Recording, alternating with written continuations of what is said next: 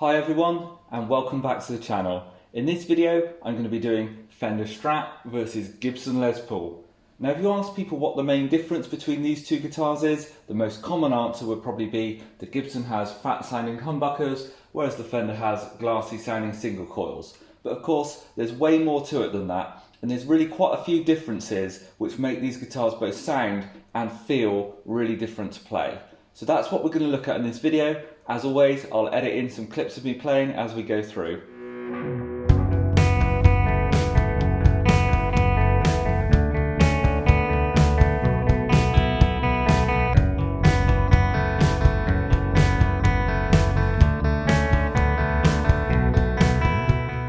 So let me start just by explaining exactly what these two guitars in front of me are. So here on the left I've got my American Original 60s Stratocaster, candy apple red. It's just a classic 60s Strat with a rosewood board and 3 single coils.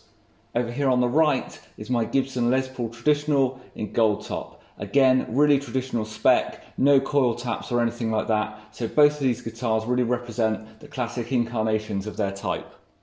So on with the side-by-side comparison, and I'm going to run through 10 things which I think are the key differences between these two guitars. I'm going to start at the headstock end and work my way down, but firstly, the number one difference as I see it is actually the price. So whichever end of the budget spectrum you're looking at, you're probably always going to find that a Les Paul will cost you more than the equivalent Strat. Now this is to do with the fact that the Les Paul has quite a few more processes involved to build it, and generally it's going to be 30 to 50% more expensive. So if we think about the base models of each of these two guitars, so a Gibson Les Paul Standard will currently cost you around £2,200, whereas an American Professional Stratocaster will cost you around £1,500. Similarly, if you look at custom shop, then a 59 Les Paul might cost you 6k, whereas the equivalent Strat might cost you 4k, and even down at the budget end, a Squire Strat, you can get even a classic Vibe for say 300, whereas an Epiphone Les Paul is more 400 to 500.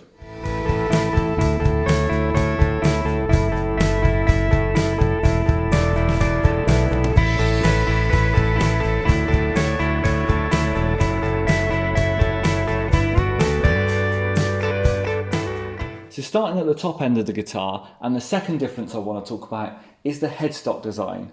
So let's start with the Gibson, which has a very traditional 3-a-side kind of acoustic guitar style headstock. Now, the main weakness with this design is it's really weak. So it has a 17-degree back angle on it, which means that if the guitar falls over, it can catch that headstock and just snap right off at the nut. And this is quite a common problem with Les Pauls. Of course, it can generally be repaired, but then the nut joint remains weak and often they can break again in the future. So something to bear in mind if you're quite rough with your guitars. The other thing then with that 17-degree back bow on the headstock is it causes the strings to pull down over the nut, which can create additional friction. The other thing is then, with the 3-a-side, the strings also pull outwards from the nut, particularly on the D and G strings, which means they don't have a straight travel. Again, this causes additional friction and could lead to tuning problems. In my experience, as long as the nut's cut well, it's not a problem, but any additional friction from a badly cut nut, and it really sets you up for some tuning problems with that design. So onto the Strat then, and the headstock design here is recessed down slightly to give the strings some break angle over the nut. It's not as much as on the Les Paul, and the downside here is that it does require a string tree on the E and B strings. Now that could be a point of friction and cause some tuning problems if not set up perfectly. The big plus point though is it's a much more sturdy design, and I've never seen a Strat with the headstock snapped off. Also, the 6-in-a-row tuner design means the strings have a really straight travel along the neck, over the nut and up to the tuner. So this overall creates less friction on the string over the nut and arguably is a better design. Whilst I'm at the headstock end then, a quick comment on the tuners. Now depending on the age and variant of these guitars, they could have various different types of tuners on, but for me the best ones are the ones on this Strat where you put the string down the hole and twist it round the post. In terms of Les Pauls, for me, I'm not interested in Grovers. They have to have the original snot green, pond green tulip buttons on the tuners for me.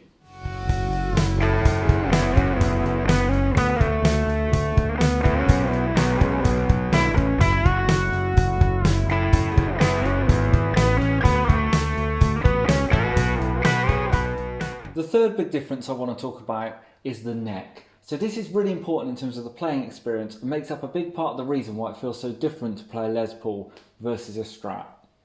So starting with the Strat, the first thing to call out is the fingerboard here is much more curved over like that compared to the Les Paul. So this guitar has a 9.5 inch radius, as do most modern Fenders. The original Fender guitars had a 7.25 inch radius, which is even more curved again. Now the difference that makes is it's generally thought to be nice to play chords on a guitar with a very curved fingerboard because it fits the shape of your hand nicely on the front. The downside is though, is when you come up higher and start bending strings, as you bend them up over that curve, they can choke out or buzz. Now the Les Paul by contrast has a 12 inch radius on the fingerboard, which is much flatter, so can be much better for playing big bends. The next thing to talk about regarding the necks then is the shape along the back. So in very general terms, a Les Paul will tend to have a thicker neck than on a Strat. Les Paul necks tend to come in either 50s style, which is really thick and known as a baseball bat style neck, similar to what you get on a really old telly, or like this one, 60s style, which is much slimmer. Strats have tended to always have slightly slimmer necks than on those old 50s tellies and Les Pauls, but you will find some variation. So this one, being a more traditional model, I would say has a slightly fuller neck than say on a very modern Strat. In the case of these two guitars, because this is a slightly fuller neck Strat and a slightly thinner neck Les Paul, they're actually not too far different, but it's something to bear in mind that whilst a 59 Les Paul might look great to you, actually if it's got a massive neck on it, it might not suit your playing style. The last thing I want to talk about around the necks then is that the Gibson has binding down the sides of the fingerboards. Now on one level this could be seen as an aesthetic feature and it definitely adds an extra process which makes the guitar more expensive to build, but it does actually make a difference to the feel, and that's because on a real Gibson the frets are put on first and then the plastic binding goes over the top, which makes it feel very smooth along the edge of the fingerboards, whereas on a Fender guitar the frets actually can sprout out a little bit and you can get some sharp edges down here, so the binding does improve the comfort. One thing to look out for though if you're buying a cheaper Gibson style guitar is often then the binding is put on first and then the frets over the top, which doesn't really resolve that problem in any case.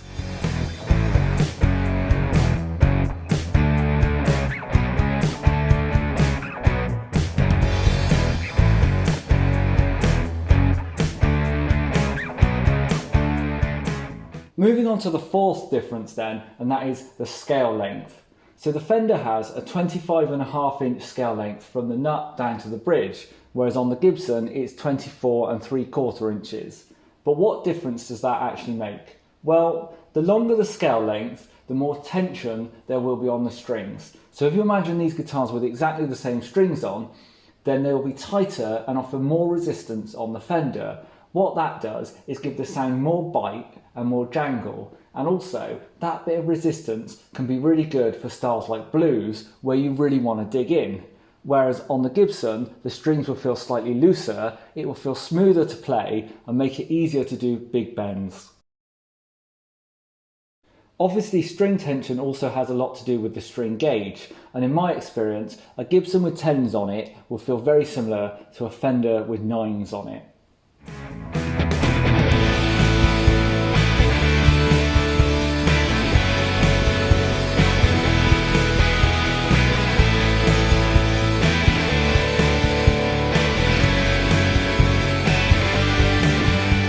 The fifth difference now then, which is a really big one, is the neck joint style. So on the Fender the neck is just simply bolted on, whereas on the Gibson it's glued in.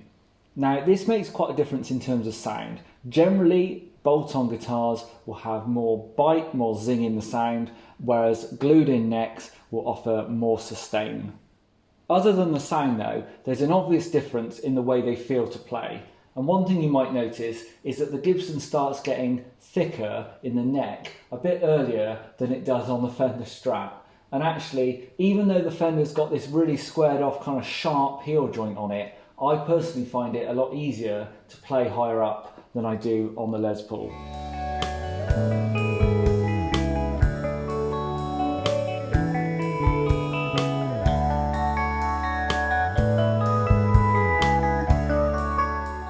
On to number 6 then, and the most obvious difference between these two guitars, which is the body shape and design. So firstly, we've got 2 cutaways on the Strat versus just 1 on the Les Paul. And aside from looks, I find this makes a real difference, because on a Strat, you can still get up to these high frets and play. Yes, you'll feel that sharp neck joint cutting in a bit to the back of your hand, but it's still very playable.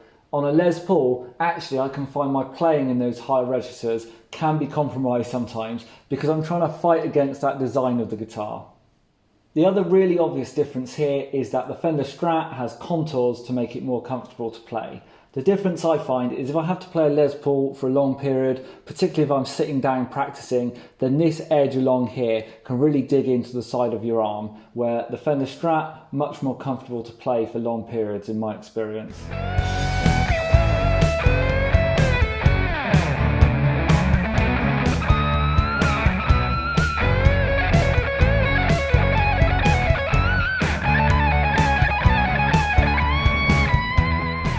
Difference number 7 is much less obvious, but really, really important, and that is the wood that the guitars are made from.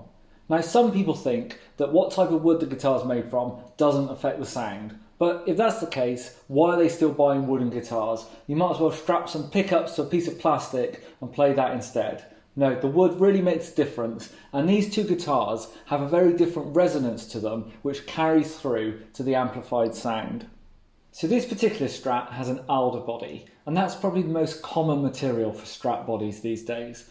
Alder's known for having a very balanced response across the frequency range with good mid presence. It's also pretty normal to see Strats made from ash. Now that has more top end and a bit of mid scoop to it. The Strat also has a maple neck. Now maple's a very hard wood and brings some brightness to the sound as it vibrates. In this case, we actually have a rosewood fingerboard, which brings a more subdued tone to the guitar. It's very common, particularly on a 50s style Strat, to see a maple fingerboard, which again adds some further brightness into the sound. By contrast, the Les Paul's body is made out of 2 different types of wood, so it's mahogany on the back with a maple cap on the top.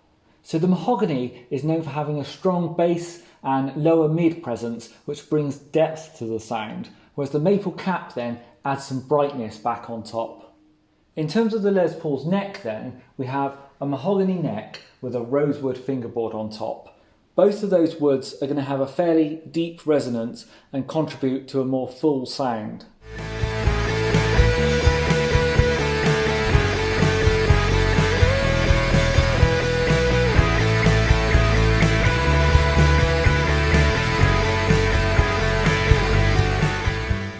On to difference number 8 then, and let's take a look at the bridges. So the most obvious thing here is that the Strat has a trem system on it.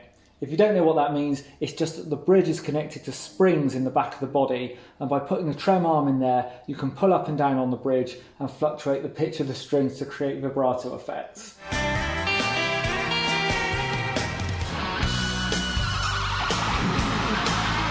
What this can mean though is that there's a lot more to go wrong in terms of tuning stability on the Strat, and that's where what I talked about earlier about that straight travel of the strings over the nut onto the tuners is really important. It's important that those strings travel as friction free as possible, so as the bridge moves it can stay in tune.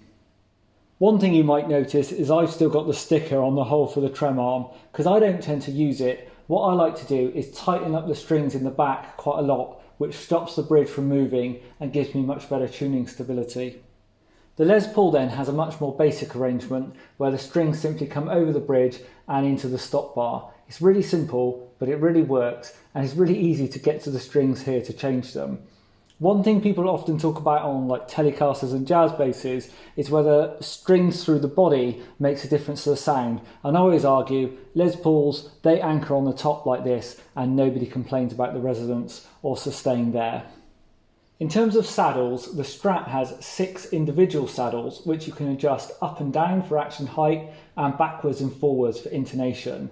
So you get a lot of adjustment there. It must say that sometimes these saddles can sort of move a bit on their own in my experience and take a bit of maintenance to keep in order.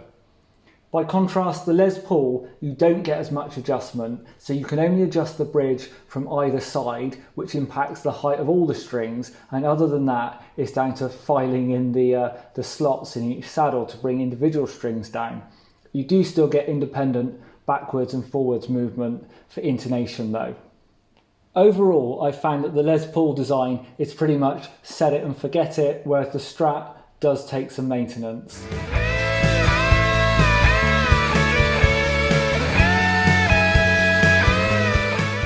On to number 9, and I want to talk about the controls.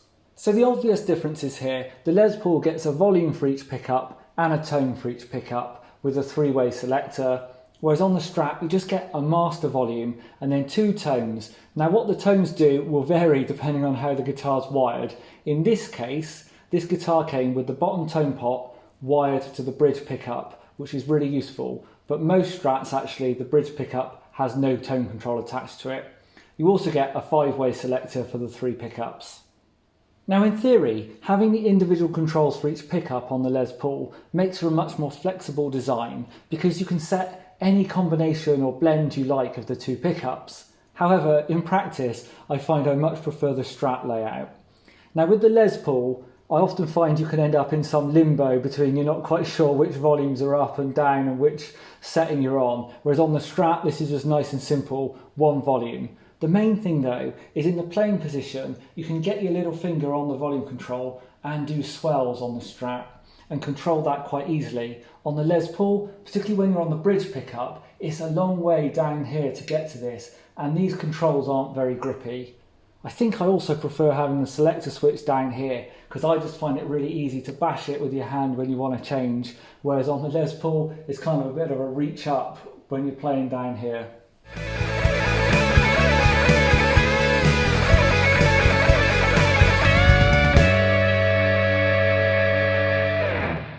On to number 10 then, the final difference. Well done for making it this far. I'm going to talk about the pickups. Now clearly the pickups make a huge difference in terms of the sound, but hopefully through this video I've also shown there's a number of other factors that contribute to the sound also. The really obvious difference here is that a Strat has 3 pickups, whereas a Les Paul only has 2. What that means is there are sounds in the Strat that you will never get from a Les Paul. And those are known as the in-between positions, so positions 2 and 4 on the selector, where you combine the neck pickup with the middle and the bridge pickup with the middle. And those are those really hollowed out, really typical Strat sounds. On the Les Paul, you get a middle position which combines the bridge and neck pickups together, which gives you a sort of similar ballpark, that clucky kind of sound, but it just doesn't have that same characteristic as the in-between positions on a Strat. The other really obvious difference then is that the Strat has single coils, whereas on a Les Paul it has humbuckers. So essentially a humbucker is 2 of these single coils put together and wired together next to each other like that. What that does is it cancels out a lot of the hum, but it also creates a much fatter sound. The tonal characteristics of these 2 guitars is really different then. The Strat is great for those clean glassy tones or those slightly overdriven bluesy tones. It of course can also do rock, where the thinner sound helps it cut through the mix. For me, the Strat has the best neck pickup of any guitar ever made. As for the Les Paul, really for me, this is all about the classic rock sound, those fat distorted tones. Of course it does cleans as well. Sometimes you need to watch out that it's not too muddy, but it can be great for jazz. Anyway, there's a limit to how much I want to talk about pickups when I can now edit in some clips and you can hear the differences yourself.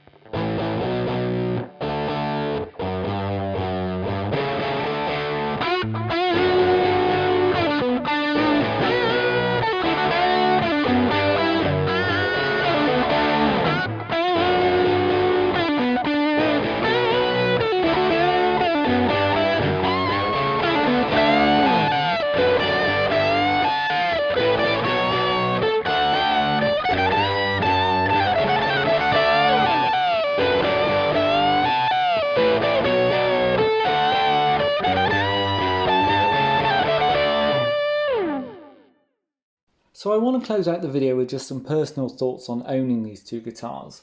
And I'll start by saying my Les Paul is absolutely my favourite guitar and the one I'd save if the house was burning down. It's really beautiful, it oozes quality, it always sounds great, and I can use it in pretty much any situation.